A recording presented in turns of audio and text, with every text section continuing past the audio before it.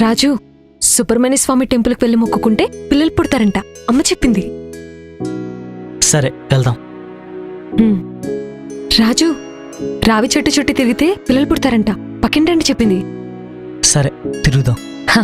రాజు, విష్ణు పారాయణం చేస్తే పిల్లలు త్వరగా పుడతారంట, కూరగాయలు ఎవరు చెప్పింది. సరే చేద్దాం.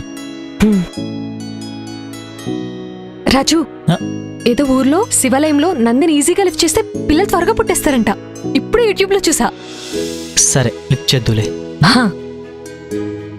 రాజు, కందులు మినుములు దానం చేస్తే పిల్లలు పుడతారంట.